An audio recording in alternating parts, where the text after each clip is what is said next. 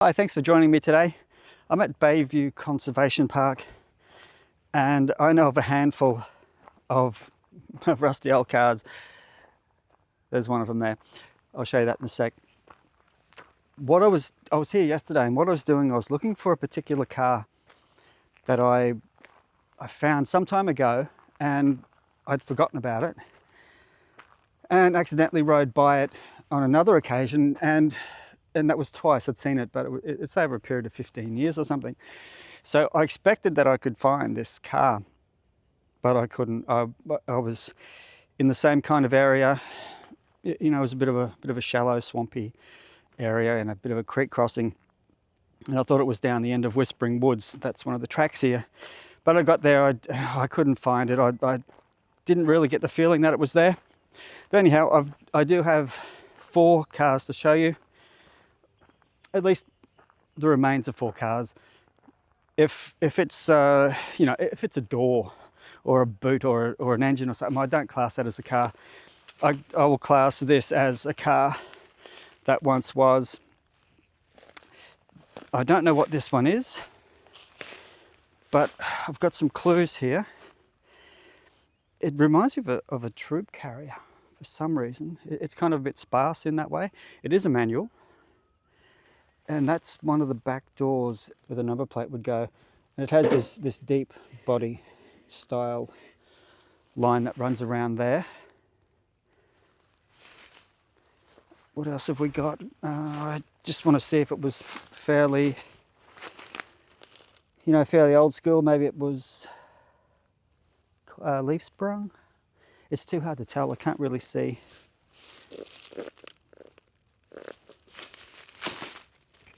There's a little switch.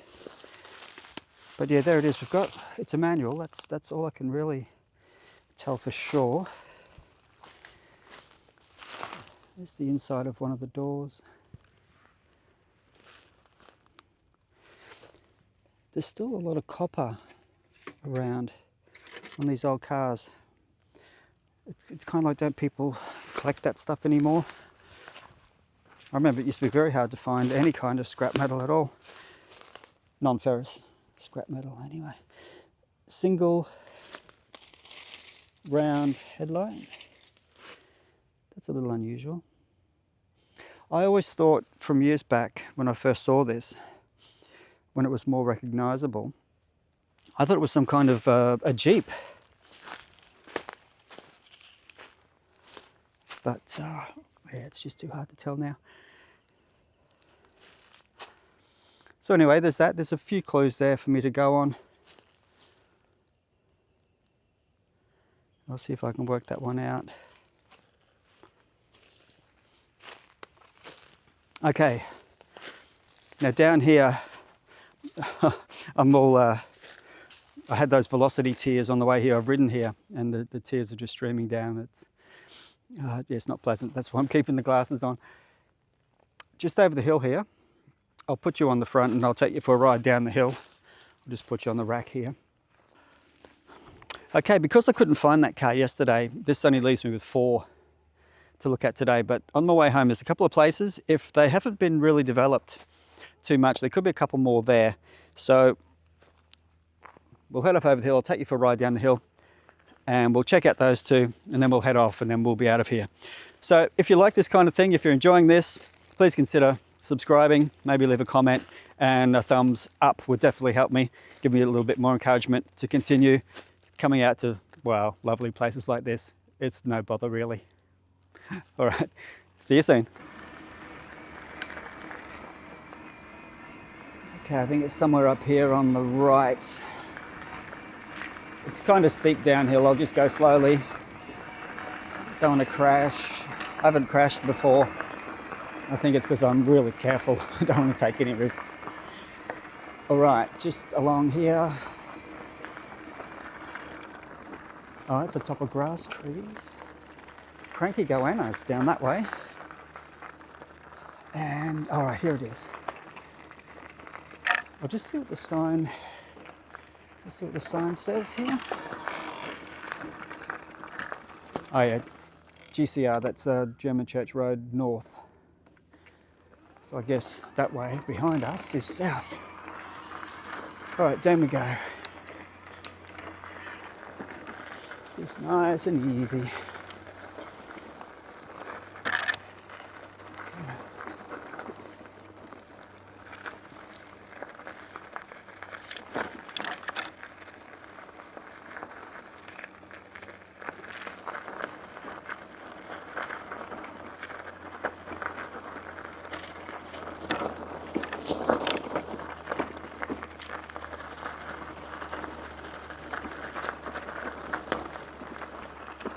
Not too far. Where is it? Where is it? Ah, yeah, I can see it.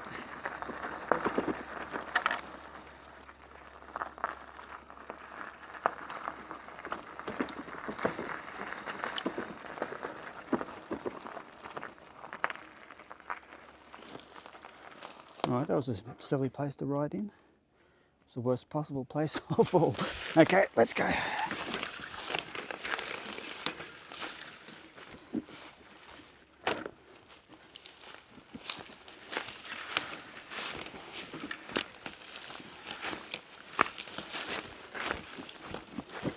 All right, that'll do. As long as I can see the bike, I'm happy.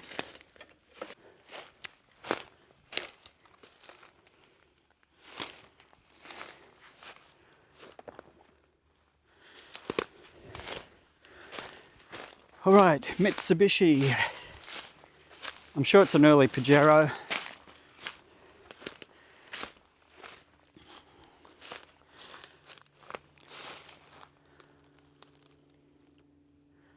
Yeah, single door,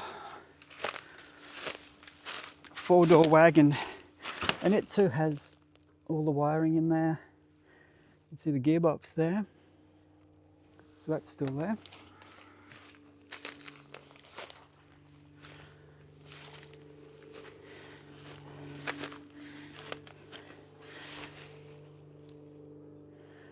Yeah, all the front suspension's in there.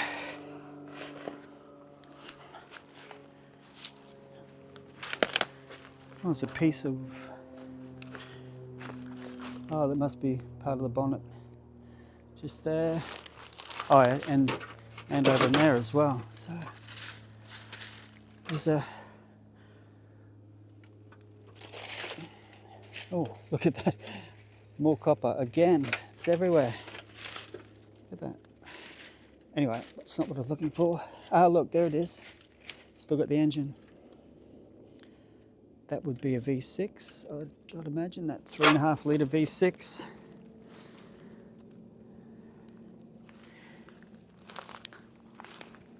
I think that was the engine that Mitsubishi put in a lot of their cars. It was pretty good, I reckon.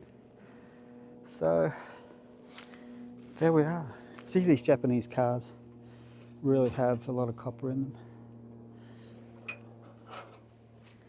Yeah, just don't want to get my hands too dirty at this time. All right, there it is. Now it is very strange that, well, I don't think there are that many cars in this place. Yet the ones that I know of are really close to the track. It's an enormous place in here. I'd really not keen on going for walks. You know, it just, yeah, the chances are pretty slim. Fence post over in there. You won't see that, but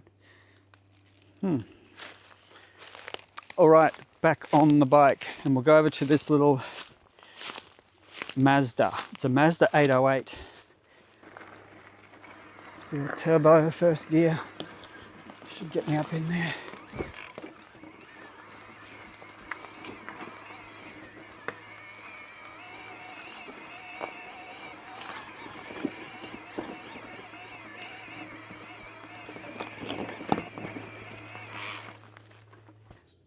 I've got myself organised. Here's the little Mazda.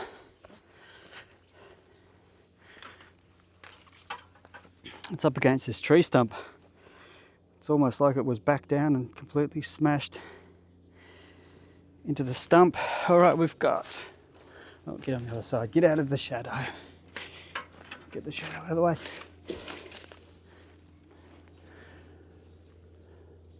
All right, there's your little overhead cam engine. It's got the gearbox on there still. What else can we see? Not a lot, just a smashed up little Mazda.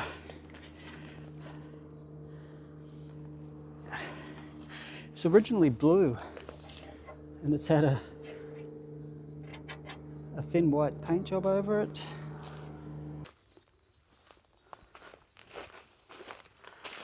Oh yeah, you can see a little shift lever on there. High back buckets. Might be a diff under there somewhere, but that thing came down backwards and wrapped itself around that stump. Back door. Oh, it is a sedan. Yeah, I thought it was a wagon for a minute, but yeah, it's a sedan. There's your C-pillar. Oh, tow bar. It's a little tow ball. Right there.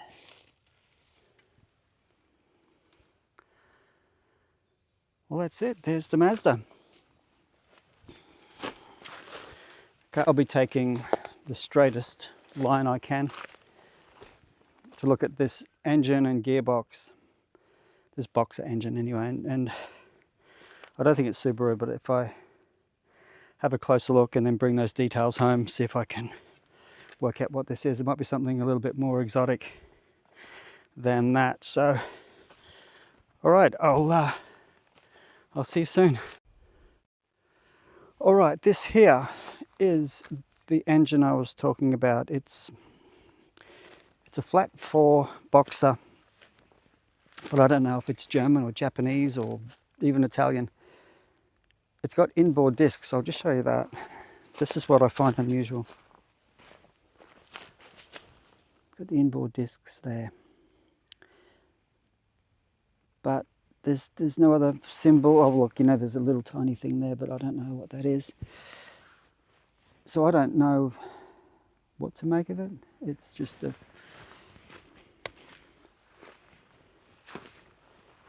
It looks pretty old-fashioned. It looked like it had a carburetor.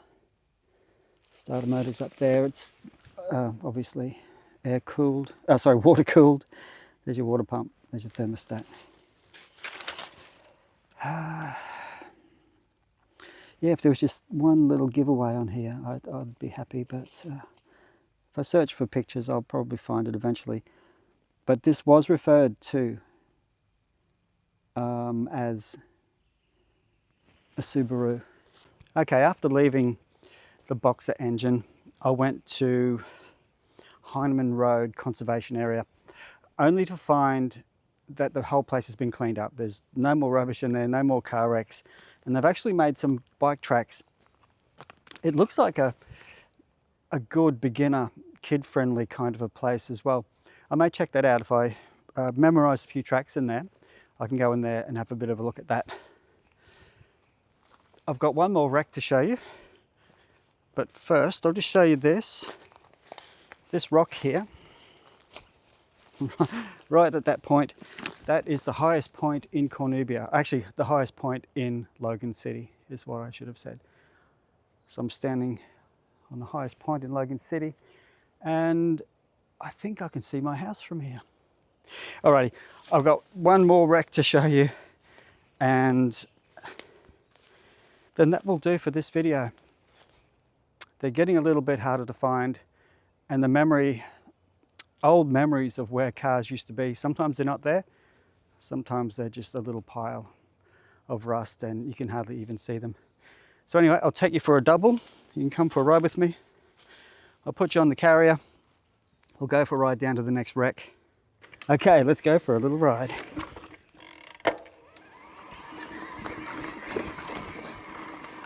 A little bumpy ride.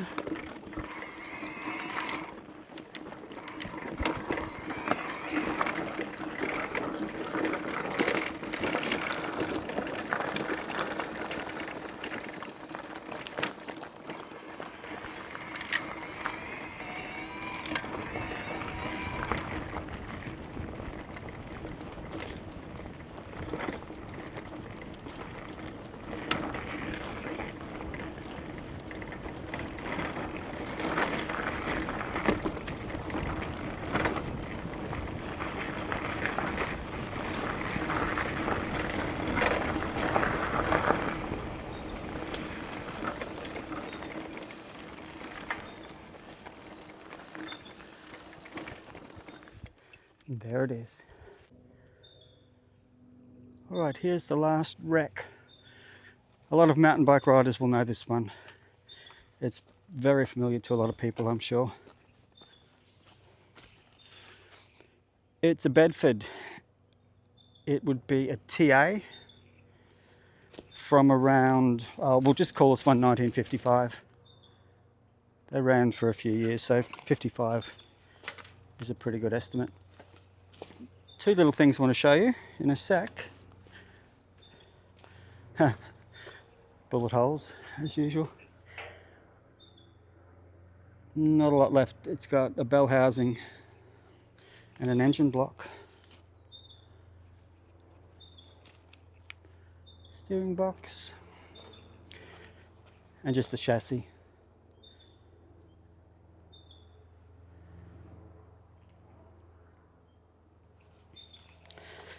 Some small close-up details. What I usually like to see or find is a chassis number down on that little tag, 27032.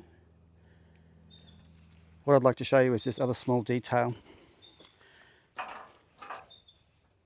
Under the air vent here, I'll see if I can do this with one hand. I doubt that I can. I may just stop and put it into place. But there's a little brass, little gauze here, which would be for stopping bugs. Okay, I'll try it like this. I can't stand my camera up easily. So that would have went in there, sat like that. I'd imagine there would have been a little rubber seal for that as well. But that's a small detail you won't normally see. Put it back how I found it.